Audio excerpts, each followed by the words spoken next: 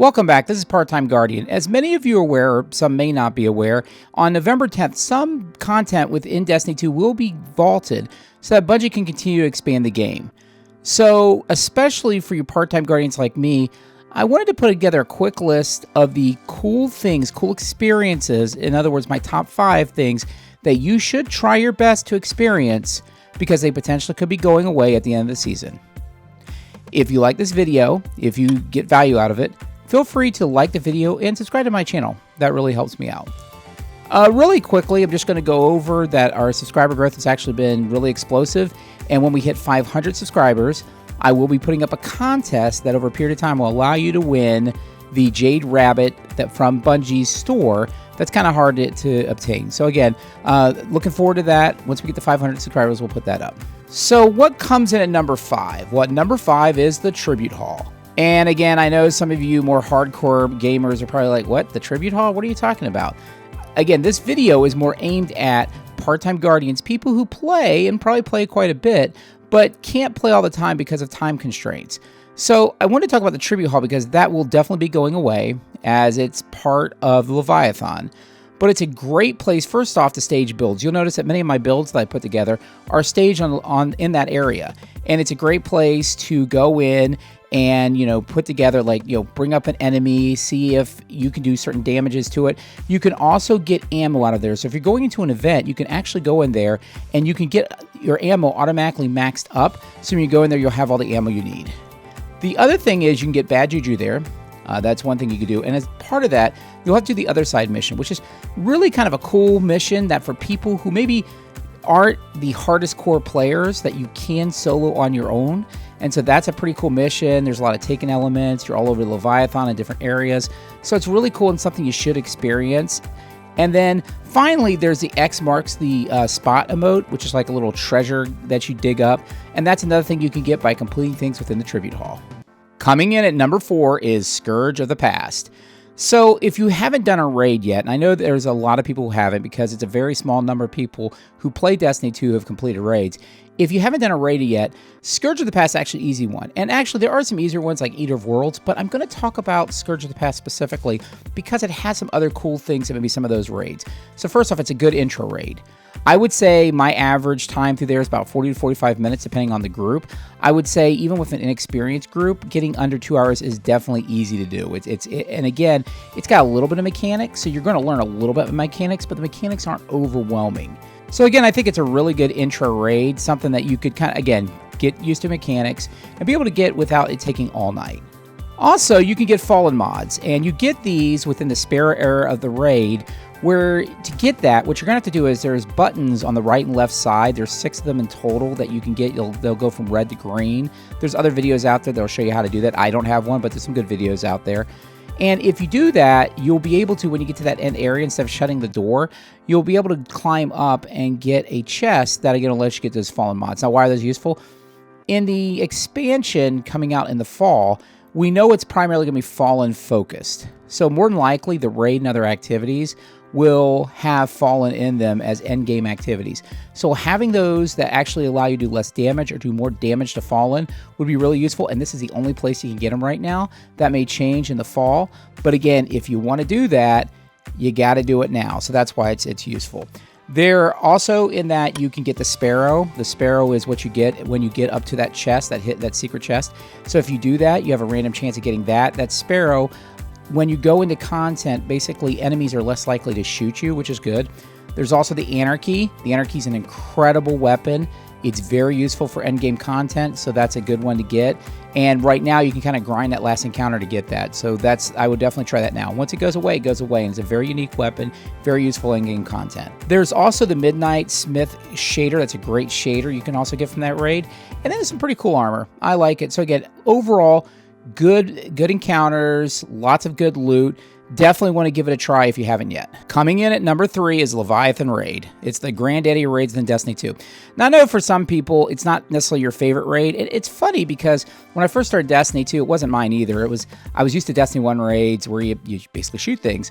But now that I've played other raids, it's actually something I look fondly upon, and I've actually enjoyed doing some of my most recent clears because it's got some pretty cool, again, for new people especially, it teaches you a lot about what potential mechanics could be in other activities. So I really like it. So first off, there's a lot of good weapons in there. Now, I know some people say, yeah, but the weapons, they're not going to be able to be leveled up so you can use them in other endgame activity in the future. That's true.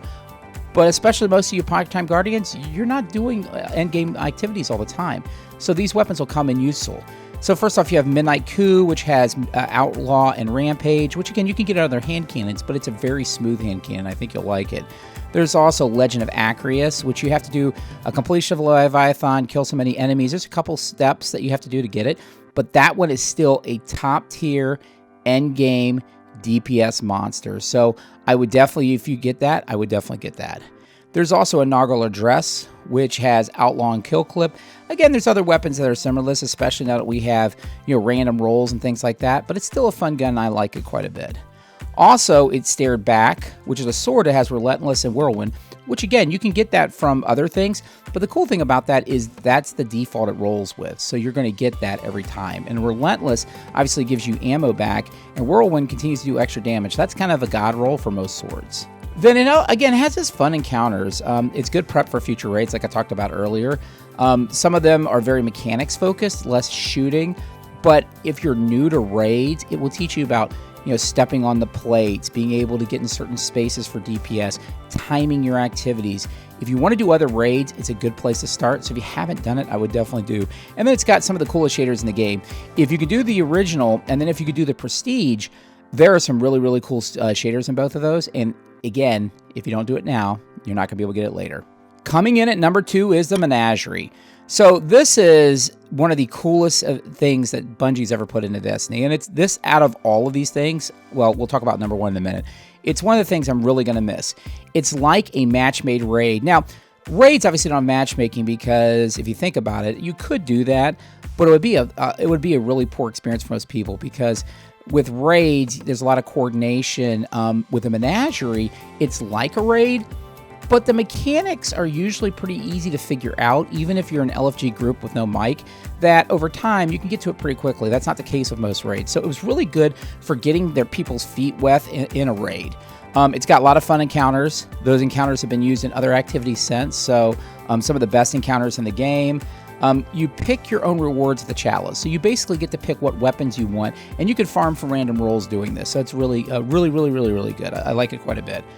There are a lot of great random roll variety on some of the weapons. So there are weapons that are unique to that activity, but there also can get random rolls from weapons that are outside the activity too. So again, really great. On top of that, like I said earlier, there's some great weapons in there. So Beloved, Drang Baroque, Austringer, Imperial Decree, and Fixed Odds are all pretty good weapons. Now, are they the top of the line? No, but they're really solid weapons. And if you're going to do a fun encounter, why don't you get some great weapons with it too? So again, lots of fun. Finally, coming in number 1, it's the Whisper mission. Now, to be very clear, Bungie's made it clear that any exotic that's in the game already, even if they take the area away, you'll have some way to get it back. That might be. But the Whisper mission is more about than just getting the weapon. The Whisper mission is about the experience. Some of my fondest memories in Destiny 2 is being able to get through that. I remember the first time we did that, we grinded through it, multiple nights, and that last time getting through it for like 3 seconds left, I don't think I've screamed as loud in any activity within the game. It's a lot of fun. So again, if you haven't done it, that's why you need to do it now. Get in this. This is the one, if you can't do anything else, do this one. The mission is fun. I know there's a frustrating jumping part, but actually that mission has made me better at jumping in other activities like raids and things like that. And once you get the timing, it's not that bad. There's great dialogue. So through the game, Zol is kind of talking to you about other things. So again, there's great dialogue. It's just great atmosphere. The whole thing just feels with the music and everything else. It's just a great put together thing. And then once you get to the damage stuff, it's just frenetic and it's a lot of action. And again, when you finally get the timing around everything, it's very, very rewarding.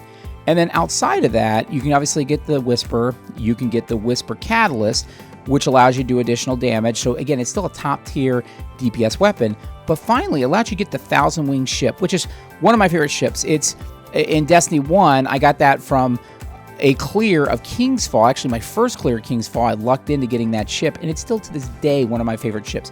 Really cool ship.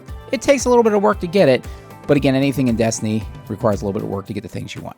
So that's the list. Those are the top 5 things that I can see that are valuable from experience-wise that you need to do. If, again, especially if you're a part-time guardian and you haven't done any things, do these things now. Find an LFG group. There's plenty of groups running these activities now. Again, I hope you appreciate and like the video. And if you do, subscribe to the channel. That really helps me out. And I'll see you, Guardians, in the tower.